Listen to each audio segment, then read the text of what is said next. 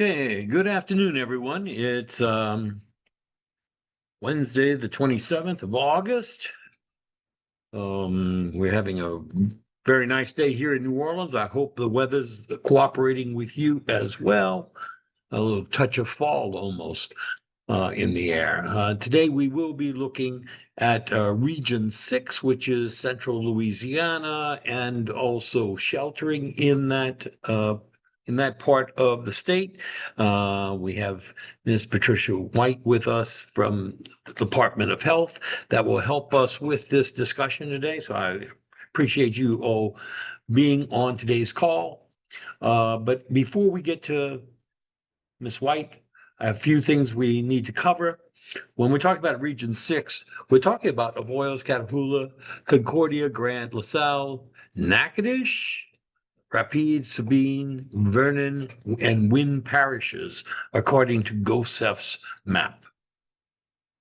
I want to remind you that we are recording today's session, so you will be able to go back and review this information, take it back to your staff, use it as an in-service with regards to emergency preparedness. But these are all the different recordings that are available on our website. When we're talking about Region 6, we're talking about all of those parishes, and we're talking about almost 350,000 people, almost 80,000 of which are Medicare beneficiaries. Last year, we admitted over 3,000 patients in that region of the state. We had 1,900 hospice deaths.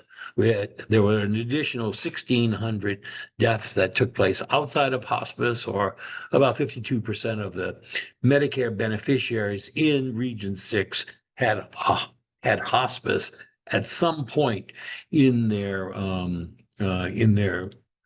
prognosis, in their terminal prognosis. But we're talking about 3,400 at hospice admits with an average daily census at any given day in Region 6. There were about 873 patients, 1,930 deaths annually, or about 160 deaths each month. So we're looking at a 6-month hurricane season. You can do the math and see how many patients actually expire in that region each month. With regards to home health and hospice patients that would need assistance in the event of some sort of emergency declaration in region, this is the breakdown by parishes as of last week's updates. We send out updates every Thursday. We'll get to that in just a little bit. Asking agencies to update their patients, and with all of the updates that got done last week, and it was a high percentage of folks in Region 6 that did the updates. We ended up with about 188 patients scattered throughout those parishes that would need the assistance of the local emergency manager and first responders in order to get out of harm's way. With regards to providers that are in Region 6, these are your Region 6 regional leaders with regards to emergency management. And if you want to get involved more with your regional emergency managers, I suggest that you make contact with one of these folks and find out when their next Healthcare Coalition meeting is going to take place, and get to know these folks. These are the folks that in an emergency, you need to know who they are.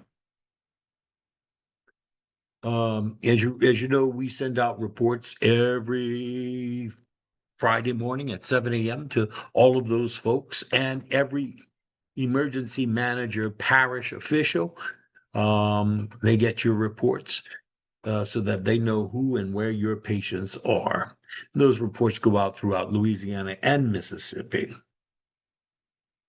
And I'm very, very excited to say that when I went through the reports for last Friday's updates that were sent out, 0 patients in Region 6 were missing a parish assignment. So congratulations, hospices, you got all of those patients correct. Those 188 patients that you are identifying as needing assistance. There were 5 patients in Region 6 that were missing the zip code. Zip codes are important for first responders in terms of geosyncing their vehicle with their headquarters. So please get those five patients need zip codes. And I want to remind everyone that the date of birth field is a series of zeros. The first 4 are the year the patient was born, followed by the month, followed by the day. Any questions that anybody has in terms of any of this? We send out reminders every Thursday morning to hospices and home health agencies throughout Mississippi and Louisiana to do the update on Thursday, because on Friday morning at 7 a.m. we send out all of our reports. These are some good links that you can find a lot of helpful resources for your staff as well as for your patients. And before we get to Region 6, I just want to let everyone know that Brad Manuel with CISA, which is the Cybersecurity and Infrastructure Security Agency, it's a federal agency, will be with us on September 17th talking about cybersecurity. However, he did not get permission to allow a recording of that session. Um, a lot of federal agencies don't want to be recorded. He didn't get permission for that recording, so we will not be recording it. But I do want to remind you to invite your IT people to join you for that call on September 17th, so you can hear about cybersecurity and the issues around cybersecurity. They are becoming more and more prevalent. It's having said that, Miss White, are you with us today? Mhm.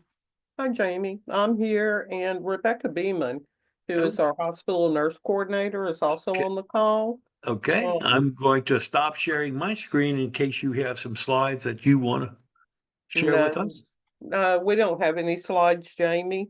Okay. Um, yeah, so basically, this is just kind of I just want, if there's any questions or anything, you know, now is a good time to ask them from the home healths and hospices. And I'll just give a little detail about what we have up here in Region 6. Thank you. I know you mentioned like the GOSEP region of Mhm. Region 6, and for OPH, we fall under a different Right. um parishes. So Natchitoches and Sabine fall under Region 7's Office of Public Health. So, but they're under our GOSEP Yes, ma'am. region as well. So, but here in Region 6 in Alexandria, we have what we call the State Emergency Shelter. So that's that big, large building that's sitting right next to LSUA. It looks like the Sam's Warehouse on the outside, and it's 220,000 square footage. And so what it is, it's a combination. It's a shelter for critical transportation needs individuals. So these are the individuals that would evacuate without any transportation. They have no way to evacuate from their parish down south. So they go to a parish pickup point, which has been designated by their OEP director, and then they're placed on buses to come up here to Alexandria, or they may go to the Shreveport area, or maybe to the Monroe area. And so the CTNS side can house up to 2,500 in the state emergency shelter.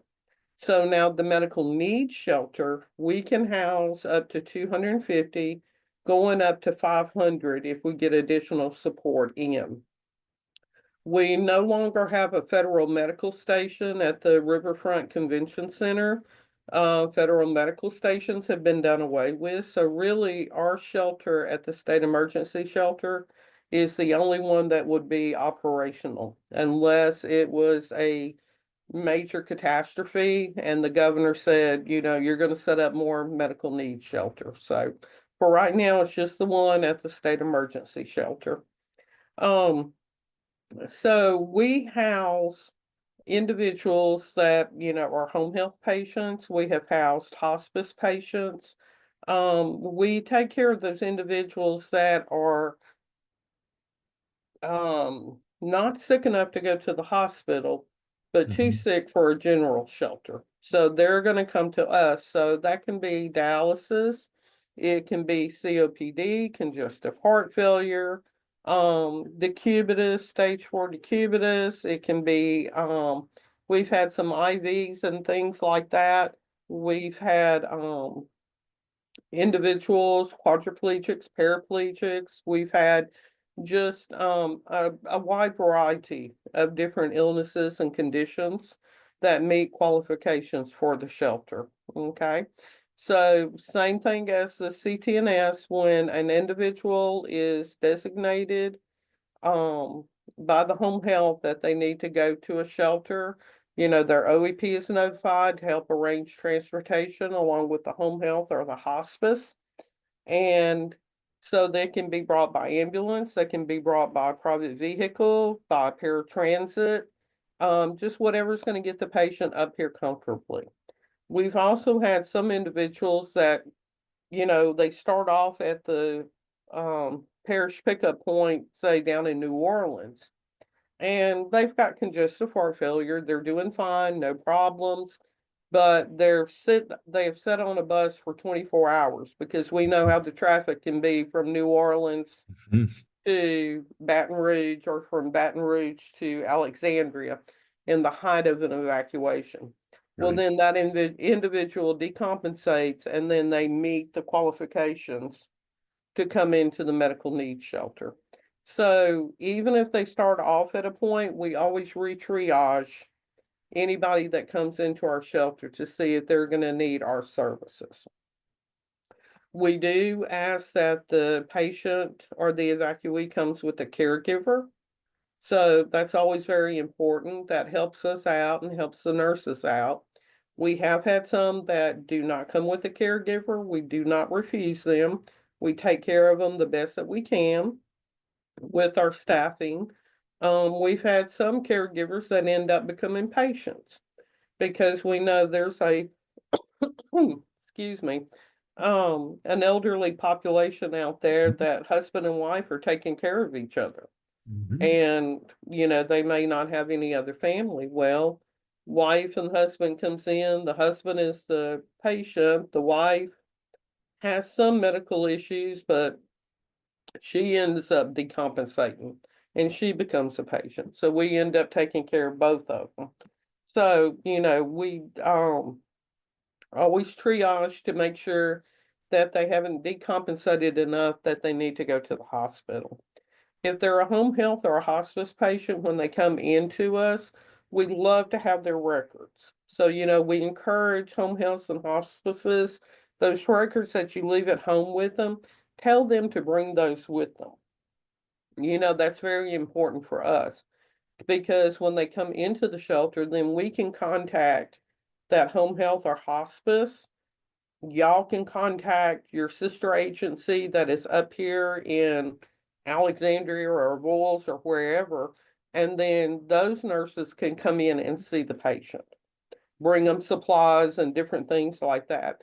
That is so beneficial to us because, again, some individuals may come with special wound care supplies, and we don't have that capability. We can do a wet to dry dressing, but if they're on a special solution ordered by the doctor, well, then if that home health or hospice can get that for us, then we can help with the care. Same thing like with wound vacs. Wound vacs are, we would take a wound vac patient in, but we don't carry wound vac Right. supplies. So we would depend on hospice or home health to bring us those supplies, the nurse to change out, do whatever they do with a wound vac. So it's just different things like that. So we would contact them. We ask that, excuse me, we got a cold front, and so now the allergies are acting up. Yes, we do. Oh goodness, but I'll take a cold front over a storm Exactly. any day. Exactly. So, but we do ask that home health and hospices educate their patients on, like, if you have to evacuate, you have to go to go to a shelter, what to bring with them. And of course, that's going to be at least 3 to 4 changes of clothing. It's gonna be their medications. It's gonna be their supplies that they need. If they're on feeding pumps, bring that pump. If they're on a O2 concentrator, bring that concentrator. If they're on any special wound care supplies or anything like that, bring those supplies with them. All of that is very important to continue their care up here with our staff. And also too for the home health or hospice that would be coming in. Um, for our hospice patients, we do have areas that are secluded, kind of. We have tents set up, if that makes sense. Mhm. And Mhm. these tents allow a little bit of privacy for the family and for the patient that's on hospice, Mhm. because we have had, hospice patients before, and we have had them to pass on Mhm. while they're there with us. So we have protocols in place to help with that. But Thank you. that's what I'm saying. That hospice nurse that came out during that time was so beneficial to all of us, because our nurses and our staff were, I've worked in hospice and I loved hospice, but our staff is not all trained in hospice. Right. So having that expertise to come out and help us during that time was very beneficial. So, but we do have areas that we can place that hospice patient in to give them privacy, to give them dignity within a shelter. Thank you.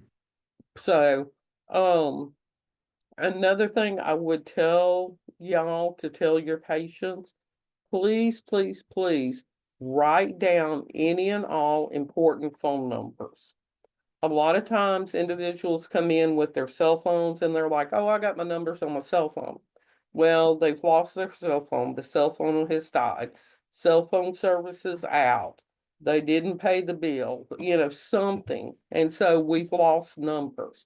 Please encourage people to keep a book, write down addresses, write down telephone numbers of their neighbors, friends, anybody that lives in their area, because that's another way that we can access if their living conditions are okay when it's time for them to go back. We could call that next door neighbor if they stayed back and say, hey, how does Mr. So and so's house look?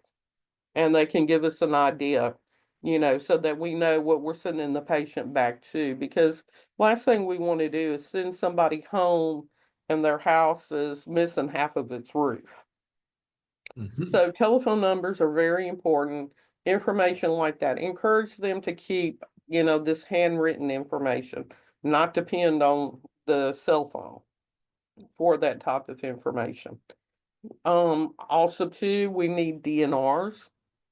If the patient is a DNR, we need copies of that. Okay, that's very important to us. Advanced directives, power of attorney, medical power of attorney, who we can and cannot talk to, because we've been placed in situations before that we've had a patient that had mild dementia, and we are on the phone with one family member, and one family member is standing outside the Mm. door wanting to come get him, and that family member is saying, no, do not Mm. let her touch him. She is not to go with him. So this kind of information is very helpful to us as well. So any records, any advance directives, power of attorney, medical, all of that information we need. Okay. And especially the DNR. Um, if they're on any type of special diets, we accommodate that to the best of our ability. But Yeah. if they're a feeding pump situation with peg tube, then they need to bring those supplies with them. Okay. Whether it's Ensure, Pediasure, I know there's so many different feeding supplies out there now. It would take us a little bit of time to get that. So if they can bring at least, 3 days worth of supplies until we could get more supplies in for them, that's extremely helpful as well. Um, we send them home the way that they came. So like for instance, if they came by ambulance to us, well then we're gonna send them back by ambulance. But we're not gonna send an individual home until we have assessed the community.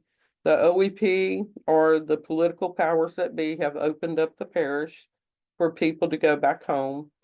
We make sure that they have running water, electricity, all of that is back on, and that they medical facilities are back up and running. Because it does us no good to send a dialysis patient home if the dialysis centers in their area are shut down. We just can't do that. So, now if they want to go stay with their sister in another parish, then that's fine. We can make those arrangements and take care of that. So we do that. The shelter has 2 convenience runs a day. So the caregiver, if they forgot something, they could get on one of the convenience runs and go to Walmart, pick up what items that they needed and things like that. We feed 3 meals a day. We have snacks for our clientele, coffee, water, all of that good stuff. We keep that going so that they, have that, especially for our diabetics and things like that, that need the snacks. Rebecca, is there anything I'm missing? No, no, not that I can tell at the moment. You're doing great. Thank you. I do have a few questions. You were saying that the mega shelter holds about 2,500 people, and the medical special needs 250 to 500, depending upon the staffing that's going to be Hmm. called up by the governor. Right. When you say 250, is that inclusive of that caregiver? That is patients and caregivers. That's patient, and we talk about patient and caregiver, so you can Right. hold it, It's it's low 250 volume. people. I'm sorry, It's 250 people total. total. So we're talking about only about 125 patients Hmm. with a caregiver, correct? Okay, Right. okay, Right. okay. Hmm. Um, Yeah. and then records. You want the home health and the hospice to make sure that the patient has that their folder Yes. with them, Hmm. accompanying them. Yeah. Right. In terms of credentials for getting into the shelter? Was anything required, either by an agency that's taking care of their patients while they're in the medical needs shelter, or if they contract with either a branch of their corporation or an outside corporation to take care of their patients while they're in that shelter? Are there any particular credentials that you require ahead of time or on Well, on what they need to do, what we like for them to do is number one, call us at the shelter that, somebody is going to be coming out. And we have case management teams that work, so they will be calling the home health and the hospices Mhm, on these patients. mhm, So they'll be primarily their means of communication. We have social workers that work with us on case management. So, but when they come to the shelter has, we're very particular because we have National Guard at the entrances and exits. And so when they come in, they need to be sure and have a badge on that indicates where they're from. We will notify like state police and the National Guard, hey, we're going to have individuals coming in for the medical needs shelter. And so we tell them that daily, we'll have home health or hospices or whatever. And so then they will let the individual in, tell them where to go park at and everything. And then when they come into the building, there's only one way in, and it has to be through the state police. So, and like I said, I notify state police, hey, I've got home health and hospices coming in.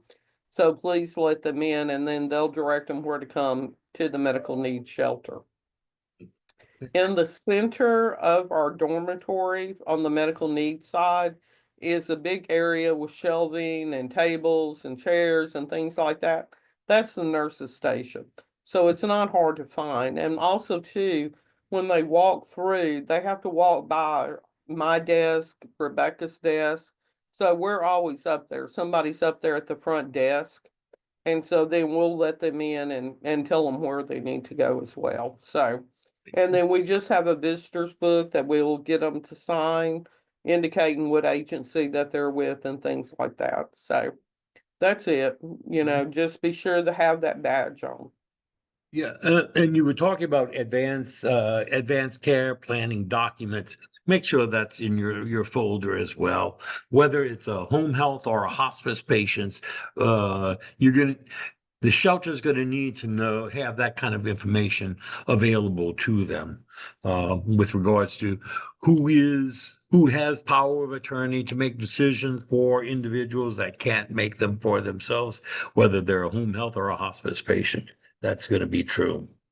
Um, Let me ask you, in terms of pets, is there a pet shelter near the mega shelter? Well, it sure is. Yeah, it's right next door to us. It's within walking distance. So And folks, so, Mhm. yeah, so they can bring their pets with them. If they're on a coach bus, the pet can be like, can fit into a carrier that sits on their lap. We've had service animals within our shelter, and that's perfectly well. We just ask that if they're coming with a service animal, we need that documentation. The service animal needs to have their vest on, their documentation and things like that. Because we have had individuals that have said, well, I have an emotional support dog. Mhm. That really doesn't cut it, Mhm. you know. And I mean, and I'll be honest with y'all,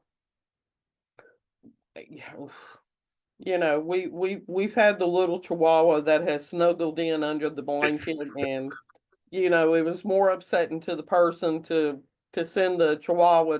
We just let the chihuahua stay, okay? And he was good. His name was Rocky. I'll never forget Rocky. But anyway, Yeah. but no, there is a pet shelter within walking distance. They can leave the shelter, go take care of their pet, go walk their pet, things like that. Mhm. So, All the more reason that hospices and home health agencies, you should be helping your patients and families find alternative to these mega shelters and medical need shelters. Um, they can find a lot more comfort and a lot more accommodating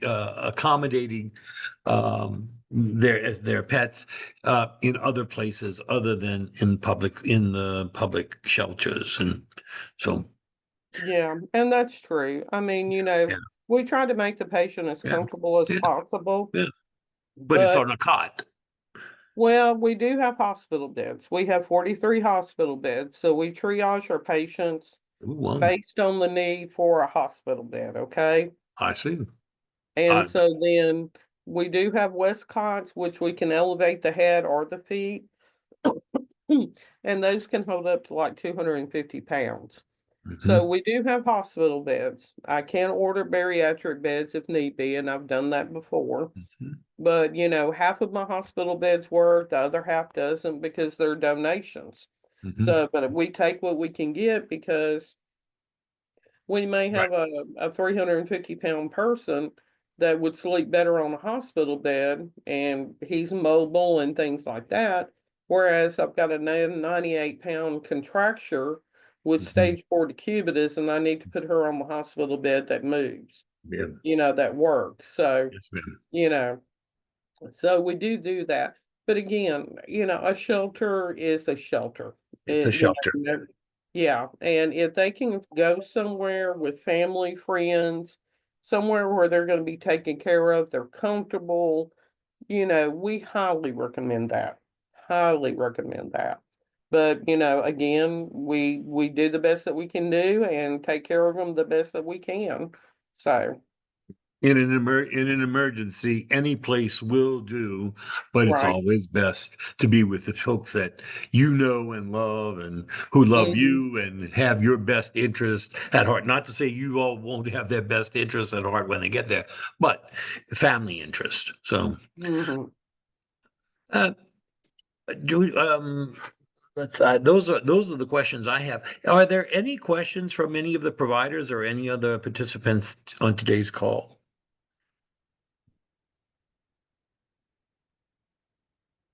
Hey, this is Liz from Region 5. Hey, Patty, I just want to say Hey, thanks. hey, Liz.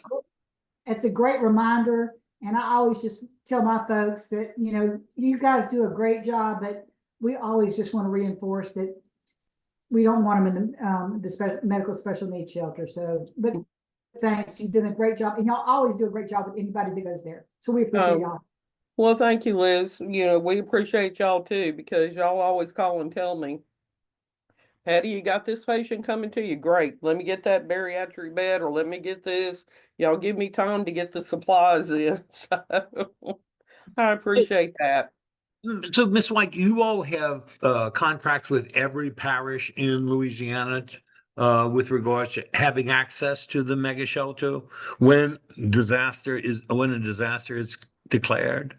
I mean, there's no contracts, Jamie. Okay. It's just how the parish pickup points work. Like, say, for example, in Liz's region, Lake Charles, they have a parish pickup point. And so if the governor decides he wants Alexandria Shelter to open, then we open up. And Liz and them, they triage the individuals in Lake Charles as to whether they can go to a general pop shelter, a medical needs shelter, or CTNS. And then that's how the patients are sent to us. So there's no contracts. Okay.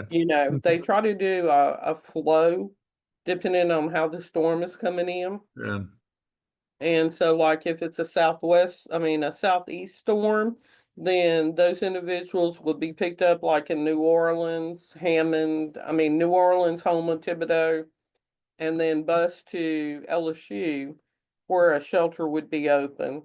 The more critical ones taken off, the rest left on the bus, sent to us, and then, we receive that away. You know, Lake Charles has always come straight to us. So, And thank you. And thank you for taking care of all these patients come fleeing the coastal parishes of Louisiana.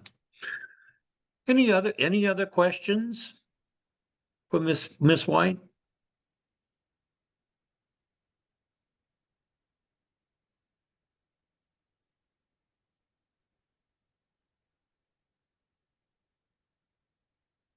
Good. Well, Miss White and Miss Beeman, I want to thank you all for being available today. We certainly appreciate all of the work and help that you all provide, especially in terms of year round, in terms of just preparing for emergencies, such as we're not. Luckily, we're not seeing this hurricane season, but the season is still rather young. The peak isn't until September 10th. It looks like there's a little bit more activity that they're anticipating in the coming weeks than there has been previously. So we'll keep our fingers crossed and hope that we skid by this hurricane season without seeing you all at that mega shelter. oh, that would be wonderful. It would be. It would be. It would be absolutely wonderful. We Yes. wouldn't know what to do with ourselves if we go another year without opening. So, but That's we'll manage. We'll that, manage. Trust me. that's all right. Y'all did not open last year either, right? We haven't opened since 2021. Whoa. Oh, That was the last storm that we opened for. well, okay. So, Well, thank, we thank, want to keep that streak going. So, I agree, but at the same time, we want to make sure that all of the plans and all of the procedures that are in place are actually working and actually benefiting the folks fleeing those emergency declarations throughout Louisiana. So well, again, yeah, trust me, we do planning year round. Yes, You ma'am. know, we're at the shelter, we're ordering supplies, we're inventorying. We just had a meeting yesterday with our sister agencies going over plans and preparations, staffing, what we need, different things like that, the contracts that would be activated. So it's an ongoing process. It's not something that we just take off the shelf and dust. It's ongoing. Yes, ma'am. One final question I have, in terms of, you all have a healthcare coalition. Do you all have regular meetings that folks that actually operate in Region 6 might, home health and hospice agencies that operate Mhm. might attend? Right. We have a quarterly healthcare coalition meetings. Mary Tarver is our HRSA DRC. And Mhm. so she sends out the invites to all of the hospitals, hospices, nursing Oh, homes, good. healthcare facilities. Yeah. Good. Okay. Well, you don't happen to have the date of that next meeting? Hmm? No, sir, I don't. Okay. I don't. Well, if you send it to me, we will advertise it to the agencies in Region 6, trying to get more of them involved in that healthcare coalition. Okay. Because Sounds it's good. it's vital that these connections be made before an emergency Mhm. or a crisis. Right. True. True, true, true. Any final questions before we call today's meeting?